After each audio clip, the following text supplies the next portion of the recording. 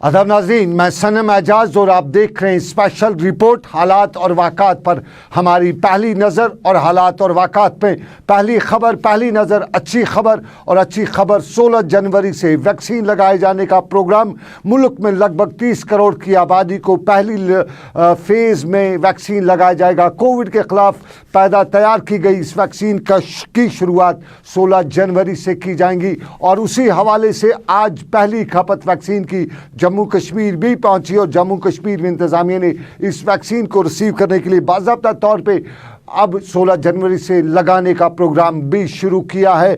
और इस हवाले से जहां पिछले कई दिनों से ट्रायल रन दिया जा रहा था कश्मीर वादी में, और कश्मीर वादी में भी बताया जाता है कि पहले फेज़ में ये कोविड का वैक्सीन सेहत महकमे के मुलाजमीन को लगाया जाएगा और उसके बाद बाकी अवाम को ये वैक्सीन लगाया जाएगा। दूर दराज के इलाकों तक वैक्सीन पहुंचाने के लिए इंतज़ामिया ने, महकमे सेहत ने हेलीकॉप्टर की सर्विसेज को भी लिया हुआ है और हेलीकॉप्टर के ज़रिए दूर दराज के इलाकों तक ये वैक्सीन पहुंचाई जाएगी। और ये अच्छी खबर 16 जनवरी से शुरू हो जाएगी। कोविड दुनिया भर में तो कोहराम, और हिंदुस्तान में दो इदारों ने, भारत एरोनॉटिकल और उसके साथ साथ ऑक्सफोर्ड एस्ट्राज़ीस्टा, ये दो इदारे हैं जिनके ज़रिए ये वैक्सीन तैयार किया गया है।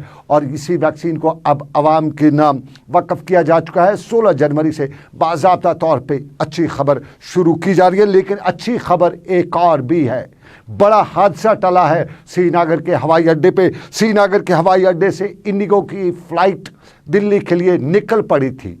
रनवे पे पहुंचते पहुंचते फिसल गई।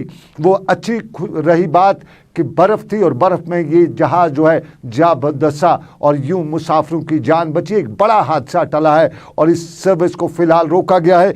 मेरे साथी इरफान फाजिल ने इस पर नज़र रखी थी। देखते हैं इरफान फाजिल क्या बताते हैं।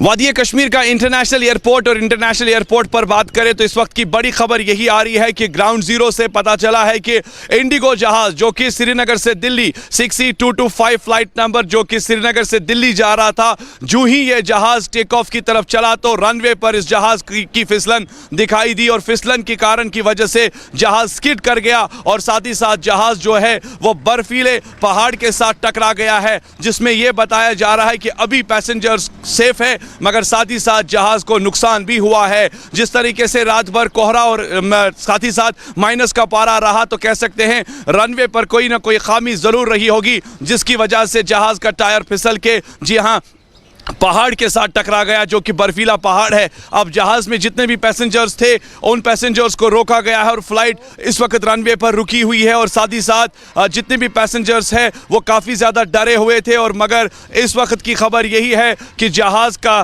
ख़ास तौर पे इंजन जो है कहीं ना कहीं जाम हो चुका है और ख़तरात ये थे कि शायद इंजन में आग भी लग सकती थी। फिलहाल वहाँ पर टीम पहुँच चुकी है और टीम इंजन का जायज़ा ले रही है। अब आने वाले टाइम में देखना होगा क्या इस उड़ान को इजाज़त मिलेगी उड़ने की। मगर फिलहाल कह सकते हैं कि ज़मीनी सतह पर दहशत को लेकर बात करें तो इस वक्त सारे मुसाफिर अंतर्राष्ट्रीय हवाई अड्डे पर काफ़ी ज़्यादा परेशान हैं।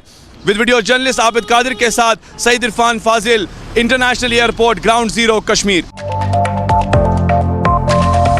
233 मुसाफिर लेके ये इंडिगो की फ़्लाइट श्रीनगर के हवाई अड्डे से उठी थी। रनवे पर ही थी लेकिन फिसल के जाके बर्फ़ में जा दसी और यूं यहाँ पे बड़ा हादसा टला। अच्छी खबर यही, और ये श्रीनगर के हवाई अड्डे से हुआ है। ये अच्छी खबर, लेकिन जम्मू श्रीनगर कौमी शाहराह के हवाले से अच्छी खबर नहीं है। कल तक अंदाज़ा लगाया जाता था कि 10 दिन लगेंगे जम्मू श्रीनगर हाईवे को बहाल करने में, क्योंकि केला मोड़ का पुल गिर चुका है और 4 दिन पहले इस गिरे पुल से अभी तक कोई भी गाड़ी आने और जाने की इजाज़त हो ही नहीं सकती है, क्योंकि पुल मुकम्मल तौर पे ढह चुका है। और अभी बताया जाता है कि और 10 दिन अब लग सकते हैं। सामान पहुंचाया जा रहा है, फ्रंट लाइन पे काम किया जा रहा है और इंतज़ामिया पूरी तरह से सामान पहुंचा रही है, लेकिन लोगों को परेशान होना पड़ रहा है। ज़मीनी राब्ता ख़त्म है, हवाई राब्ता भी है तो बहुत कम है, और उस सारे के बीच में आम लोगों को परेशान होना पड़ता है। और ख़ास तौर पे उन लोगों को जिनको जो बीमार हैं या कुछ अमवात जो हुई हैं जम्मू में और उनकी डेड बॉडीज़ को कश्मीर उनके आबाई इलाकों में पहुंचाना था, तो उसके लिए मुश्किलात का सामना करना पड़ा। लेकिन इन्हीं मुश्किलात में बानिहाल से लेकर रामबन के नौजवानों ने हर वक्त मुस्बत रोल, पॉजिटिव रोल अदा किया है। अब की बार भी पॉजिटिव रोल अदा कर रहे हैं। और कल एक डेड बॉडी को जब लाया जा रहा था तो केला पुल के उस पार उसको एम्बुलेंस से उतारा गया डेड बॉडी को, और उसको फिर कांधे पे उठा के इस साइड पे दूसरी जो एम्बुलेंस रखी गई थी वहाँ के नौजवानों ने, रामबन बानिहाल के नौजवानों ने, रामबन बानिहाल की इंतज़ामिया ने जो कुछ भी रोल अदा किया है वो काबिल तारीफ़ है। और इसी मामले को लेकर हम सीधा आरिफ वहीद के पास चलते हैं। आरिफ, मुस्बत रोल रहा है, हर वक्त काबिल तारीफ़ रोल रहा है इन हालात में नौजवानों का, बानिहाल के नौजवानों का, बानिहाल की आवाम का, रामबन के नौजवानों और आवाम का। और इस वक्त क्या सूरत हाल है? हाईवे के हवाले से खबरें आ रही है कि अभी 10 दिन और लग सकते हैं। इस सारी सिचुएशन में किस तरह से वहाँ के नौजवान काम करें, वहाँ के लोग किस तरह से, इंतज़ामिया किस तरह से इस सारे मामले को हैंडल कर रही है? जी बिल्कुल सनम सर, देखिए एक जिंदा मिसाल हम ये कह सकते हैं कि इंसानियत अभी भी जिंदा है। कल जब शाम को जो है यहाँ के बानिहाल के मकामी बानिहाल वॉलंटियर एनजीओ को जब खबर मिली कि केला मोड़ से जो है एक बॉडी आ रही है, उन्होंने वहां पे वेट किया। बानिहाल से एम्बुलेंस जो है एक प्राइवेट कंपनी से ली और उसके बाद जो बानिहाल वॉलंटियर्स और रामबन से जो सिविल सिक्योरिटी की एक टीम है, ज्वाइंटली जो है जो पुलवामा के एक शख्स जो है जिनकी उम्र तकरीबन 64 साल थी, सईद मुस्तफा, उनकी बॉडी को जो है पूरी तरह से बड़े इज्जत और एहतराम के साथ जो है उसको ट्रांसशिप करवाया बेड पे बिठा के, और उसके बाद जो है फ्री ऑफ कॉस्ट जो है यहाँ की एनजीओज ने जो है उसको पुलवामा तक पहुंचाया। उसके बाद जो है दूसरे एक शख्स की जो है मौत हो गई थी जो कि अनंतनाग जिला से थे, और उसकी भी बॉडी जो है रेस्क्यू करके वहां से, चूंकि वो इलाका जो है वहां पे ब्रिज के साथ में जो है वो रास्ता भी जो है अनइवन है, लेकिन कहीं ना कहीं एक क्लोज कोऑर्डिनेशन जो है इन एनजीओज का देखने को मिला। उसको भी जो है तवेरा में बिठा के जो है फिर उनको घर पहुंचाया गया।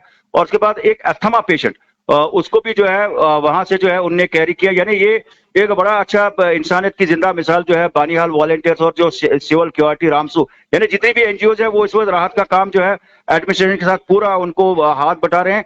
और कहीं ना कहीं सूरत हाल अभी भी जम्मू श्रीनगर कौमी शाहरा पर अगर कहें तो सूरत हाल अभी भी इंतहाई बुरी है।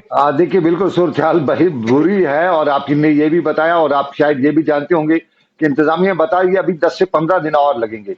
क्या वाकई में 10 से 15 दिन इस शाहरा को ठीक करने में लगेंगे? जी बिल्कुल सर, हम देख रहे हैं कि यहाँ पे जिस तरह से इंतजामिया जो है ये जो पहले 72 घंटे का टारगेट, उसके बाद जो है 5 दिन का टारगेट, और आज जो आलम सुबह जो अपडेट आ गया एडमिनिस्ट्रेशन की तरफ से कि इसमें 10 से 15 रोज लग सकते हैं जो उस ब्रिज के एवेंटमेंट या बाकी जो है फॉर्मेलिटीज उसको कंप्लीशन में। लेकिन कहीं ना कहीं यहाँ आज हम देख रहे हैं कि उसके साथ में इंतजामिया ने ये कहा कि एक जो झूला ब्रिज टाइप का जिसमें कि छोटी गाड़ियों के लिए जो है हो सकता है कि कोई जल्दी में कोई इसको इनिशिएटिव लिया जाएगा। हम देख रहे हैं कि काजीगुंड साइड से भी कुछ बीआरओ की जो गाड़ियां हैं उनमें वो जो है वो स्टील वाला जो कुछ सामान जो ब्रिज में लगता है वो जाती हुई जो है केला मोड़ की तरफ नजर आ रही है। कहीं ना कहीं ट्रैफिक डीएसपी के साथ या जो हुकाम है उनके साथ बात हुई कि ये वो गाड़ियां हैं जो वहां पे ब्रिज का मटेरियल ले रहे हैं, ताकि साइड से जो है एक ब्रिज जो है तैयार किया जाए, ताकि छोटी गाड़ियों को जो है कहीं ना कहीं जो दरमांदा है जिनको 15 दिन का टारगेट फिलहाल हाईवे को रेस्टोर होने में दिया गया है, तो एक अल्टरनेट निकालने की यहाँ पे कोशिश की जा रही है। लेकिन फिलहाल ये कितने समय तक तैयार होता है, लेकिन फिलहाल जो इंतजामिया का टारगेट है कि 10 से 15 रोज जो है यहाँ पर इस ब्रिज को मुकम्मल करने में लग सकते हैं। ऐसे में बीच में जो मौसम के मिजाज भी बिगड़ सकते हैं जो मेट्रोलॉजिकल डिपार्टमेंट का है, तो कहीं ना कहीं यहाँ पे कहें तो परेशानी पूरी यूटी के लिए जो है यहाँ पर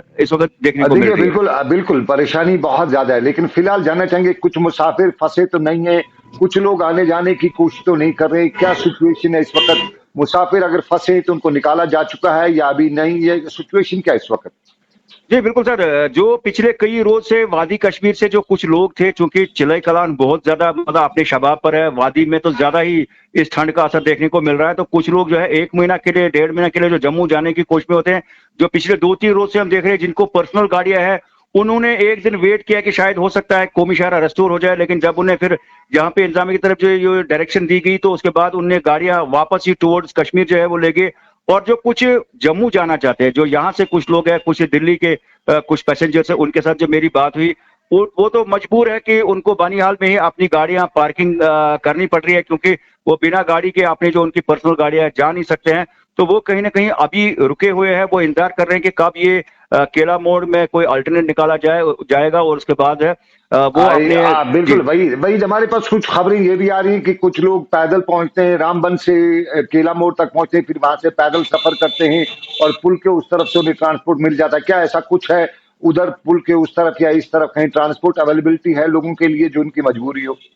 जी बिल्कुल, यहाँ पे डिप्टी कमिश्नर रामबन के आदेश पे जो है यहाँ पर ये कहा गया है कि जो जब ब्रिज कोलैप्स हो गया कि यहाँ कोई जो टेम्पो ट्रेवलर्स है, इसके साथ में कुछ मिनी बस जो है शुरू से ही लगाई गई ताकि जो वैली से कुछ पैसेंजर्स आ रहे हैं उनको कहीं दिक्कत ना हो, वो वहां तक केला मोड़ ब्रिज तक जाए और उसके बाद ट्रांसशिप के जरिए वो टूवर्ड्स जम्मू जा सकते हैं। इस तरह से जो वहां से कुछ लोग आ रहे हैं तो यहाँ इस बानियाल साइड जो है गाड़ियों का इंतजाम है, ताकि यहाँ पे बाकी गाड़ियों को फिलहाल चलने की इजाजत नहीं दी जा रही, चूंकि ताकि ट्रैफिक का मैस जो है फिलहाल न बने।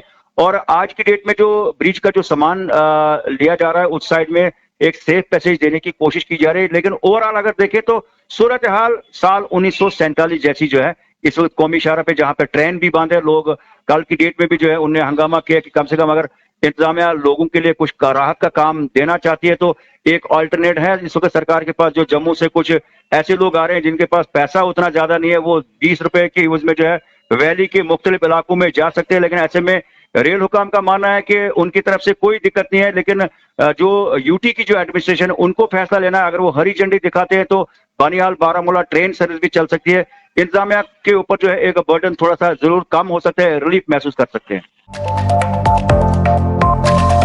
बहुत शुक्रिया आरिफ वहीद। और जिस तरह आरिफ ने भी बताया कि वहाँ का नौजवान काबिल तारीफ रोल अदा कर चुका है। माजी में भी जब भी बर्फबारी हुई है तो इस बर्फबारी के दौरान वहाँ के नौजवानों ने वहाँ के हालात को देखते हुए पूरी तरह से आवाम की खिदमत की है। काबिल तारीफ रोल रहा है बानिहाल के लोगों का, बानिहाल के नौजवानों का, रामबन के लोगों का, रामबन के नौजवानों का, और इस वक्त भी वो अपनी खिदमत जो अंजाम दे रहे हैं। आरिफ बहुत शुक्रिया। लेकिन नाज़रीन आपको बताएं और भी मसाइल हैं और इन्हीं मसाइल में करगिल के लोग भी फंसे हुए हैं। कुछ करगिल में फंसे हैं, कुछ यहाँ पे फंसे, कुछ जम्मू में फंसे, और एयरफोर्स ने करगिल के लोगों के लिए राहत का सामान पैदा किया है। और कल से लेकर आज तक एयरफोर्स लगातार सॉर्टीज कर रहा है। लद्दाख हेलीकॉप्टर से, करगिल से हेलीकॉप्टर के जरिए उन लोगों को यहाँ ला रहा है, श्रीनगर ला रहा है जो वहाँ पे फंसे हुए, या करगिल के लोग, वो लोग जो कश्मीर में फंसे हुए, उनको हेलीकॉप्टर के जरिए पहुँचाया जा रहा है। लगभग 70 से ज़ायद ऐसे लोगों को पहुँचाया गया है, लाया गया है। एयरफोर्स ने हवाई खिदमत जो बहाल रखी है। और करगिल से श्रीनगर के लिए कल 21 मुसाफिरों को लाया गया। श्रीनगर से करगिल के लिए 27 को लिया गया, और करगिल से जम्मू के लिए भी 27 मुसाफिरों को कल लाया गया। हेलीकॉप्टर सर्विस मुहैया की गई सरकार के तौर पे। लेकिन आपको बताएं आज का दिन या आज की रात बहुत ही वो रात थी जिसे हम कहें कि ठंड यकबख्ता रात थी। दर्जा हरारत बहुत नीचे, 4, 5 और उससे भी नीचे। और आज रात का दर्जा हरारत अब तक के पिछले 10 साल का रिकॉर्ड तोड़ चुका है। रात करीबन 6 बजे के बाद ही यकबख्ता हवाएं चल रही थी, और फिर रात 8 बजे के बाद तो यूं लग रहा था कि एक नया समा है, एक नई सूरत-ए-हाल है कश्मीर वादी में। श्रीनगर में अब तक का सबसे रिकॉर्ड टूटा है, 10 सालों का पिछला रिकॉर्ड टूटा है। और गुलमर्ग से लेके पहलगाम की वादियों से लेके कुपवाड़ा की लोलाब वादी में हर जगह से खबरें यही आई हैं कि रात का दर्जा हरारत मनफी से मनफी चला गया है, -5, -6। और करगिल यूं कहें तो हमें गुलमर्ग से खबर है कि -11 का रात का दर्जा हरारत था। और इस -11 के हवाले से लोगों में एक बार फिर डर हो चुका है, क्योंकि जो रात आज की रात थी बहुत खौफनाक रात थी ठंड की वजह से। और इसी हवाले से आपको नाज़रीन बताते चलें कि श्रीनगर में जो मैट डिपार्टमेंट है, महकमे मौसमियात ने पहले ही पेशनगोई की थी, और महकमे मौसमियात ने भी आज इस हवाले से बताया कि जो कुछ भी रात को ठंडी रात थी ये कुछ नई बात नहीं थी, ऐसा माजी में भी हुआ है। और ये कश्मीर की जियोग्राफी ऐसी है कि यहाँ पे ऐसी हवाएं चलती हैं, ऐसी ठंड होती रहती है। गोई थी 18 तक वेदर ड्राई है, हम बोलते आ रहे थे। और 2 दिन पहले हमने कहा था कि 19-20 के आसपास जो है थोड़ा सा इंडिकेशन है हमें, क्लाउड्स कुछ आ रहे हैं। तो हम 1-2 दिन में क्लियर करेंगे आपको कि वेदर सिस्टम होगा कि नहीं 19-20 के आसपास। लेकिन फ़िलहाल अभी के हिसाब से हमें कोई सिस्टम नहीं लग रहा है 20 तारीख तक, और वेदर पूरा ड्राई रहेगा। और इसी बीच जो है मिनिमम टेम्परेचर काफ़ी ज़्यादा डीप हुआ है, -7.8 के आसपास आज यहाँ श्रीनगर में। इसी तरह पहलगाम में -11.2 और गुलमर्ग में -10 के आसपास। ये कोई नई बात नहीं है, क्योंकि यहाँ पे माइनस पहले भी चलता आ रहा है। जैसे हम पिछला रिकॉर्ड देखेंगे 1991 में 15 और 20 जनवरी को -10.8, -10.7 और -11.8 के आसपास गए और ऑल टाइम फ्लावर्स जो है -12.8 गया है 1934 में। तो -6, -7 बीच बीच में जाता है 1-2 दिनों के लिए। बाकी ओवरऑल जो है ये कोई नई चीज़ नहीं है, खासकर यहाँ अगर हम J&K की बात करेंगे और कश्मीर वैली पर्टिकुलरली। तो फिलहाल जो है मौसम जो है बिल्कुल खुला रहेगा। 20 तारीख तक कोई वेदर सिस्टम नहीं है। ऐसे में मिनिमम टेम्परेचर जो है -5 to -7 के आसपास रहेंगे। कल थोड़ा सा क्लाउडी होगा वेदर, उसके कारण जो थोड़ा सा राहत मिल सकता है। बाकी ऐसे में कोई वेदर सिस्टम नहीं है 20 तारीख तक।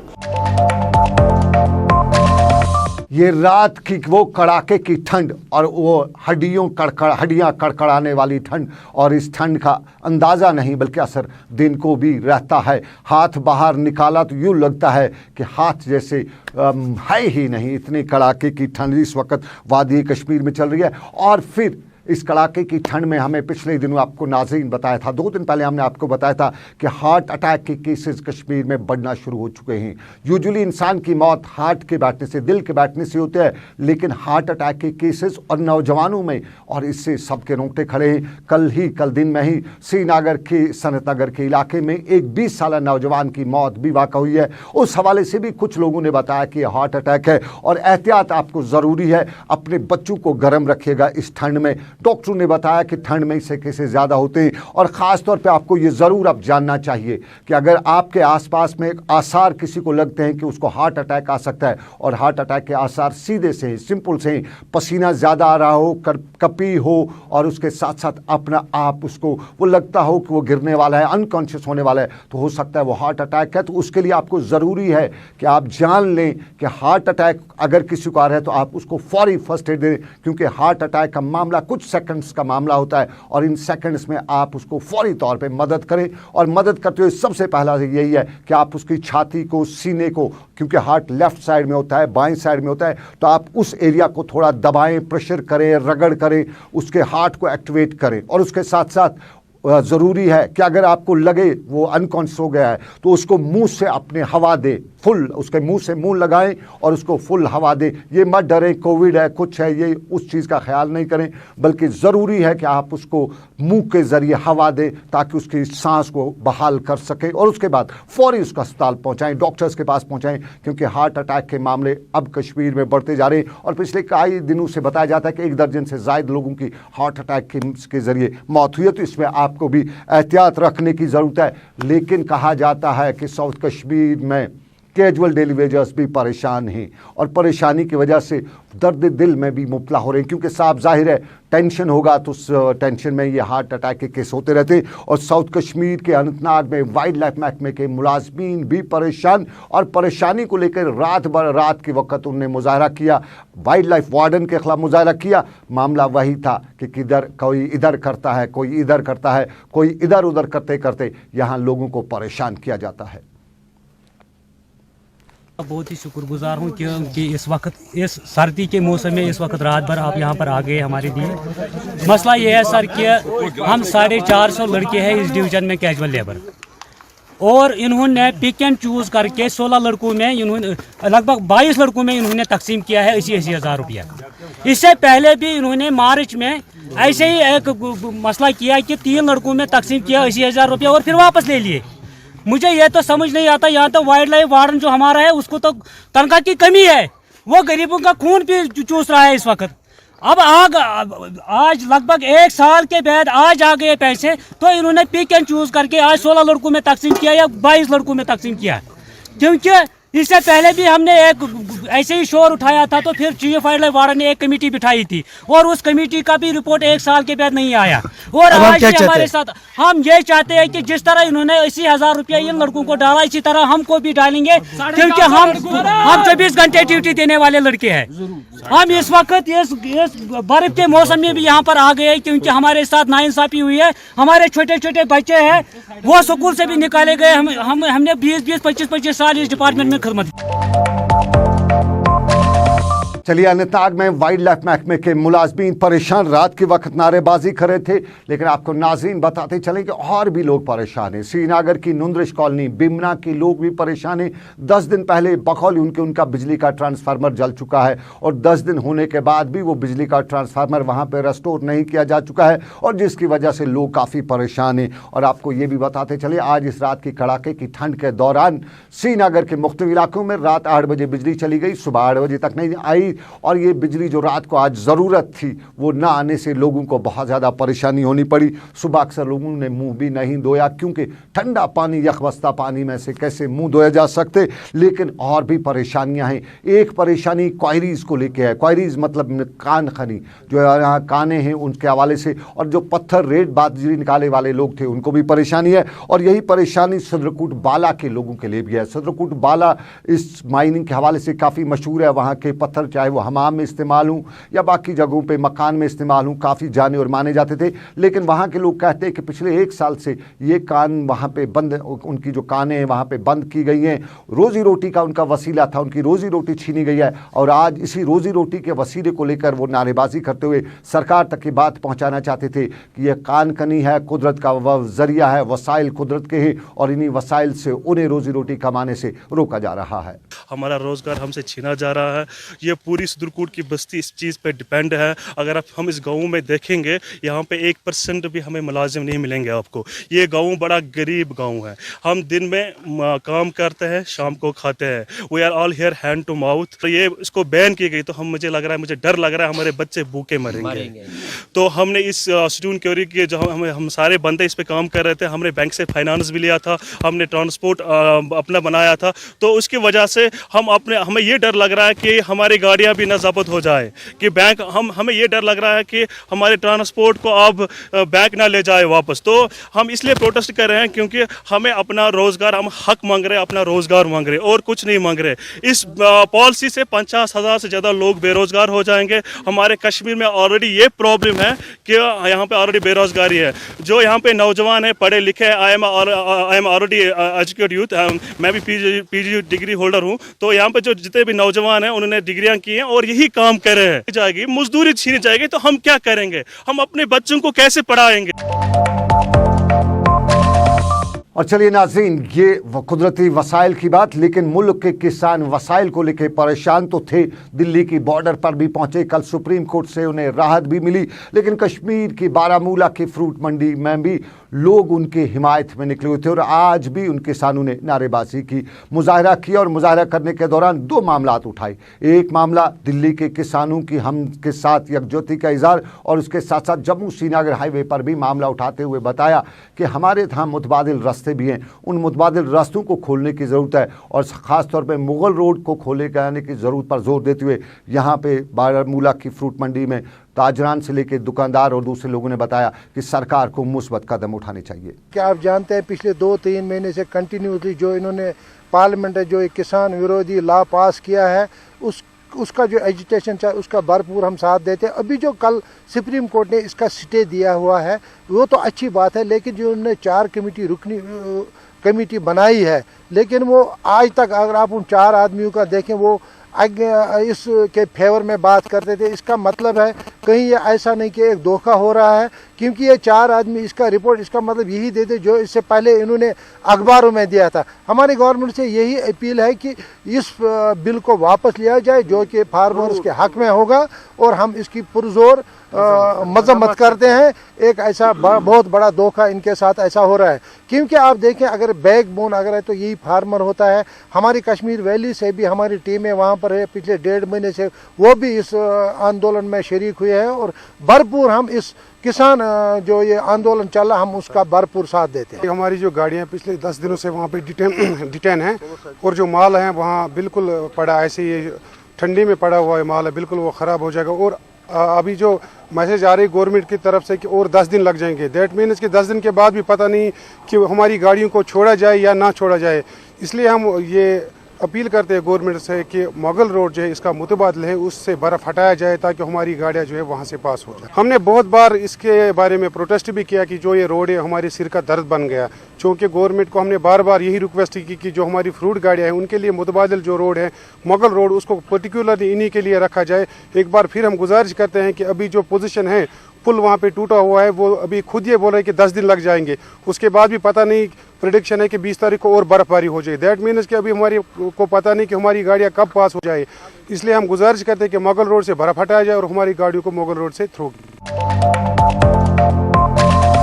सरकार मुस्बत कदम उठाए, ये लोगों की अपील। लेकिन लोगों की अपील के साथ साथ बताते चलूं कि बहुत से इलाकों से खबरें आ रही हैं कि मुस्बत कदम भी उठाए गए हैं, उठाए जा रहे हैं, और अनंतनाग में भी बर्फ़ हटाए जाने के सिलसिले में मुस्बत कदम उठाए जा रहे हैं। ज़िला तरक्याती कमिश्नर ने कल अनंतनाग के मुख्तलिफ इलाकों का दौरा भी किया और आज मुकामी तौर पर लोकल काउंसलर्स और लोकल म्यूनसिपल कॉरपोरेशन कमेटी के अहदेदारों ने भी बर्फ़ हटाए जाने के मामला पर नज़र रखी और ये भी बताया कि बर्फ़ हटाई जा चुकी है, रास्ते साफ़ किए जा चुके हैं, लेकिन अभी बहुत कुछ करना है और इस बर्फ को अब की बार हटा के सड़क के किनारे नहीं रखना है, बल्कि पानी में या दूर दराज पिछले इलाकों में डालना है।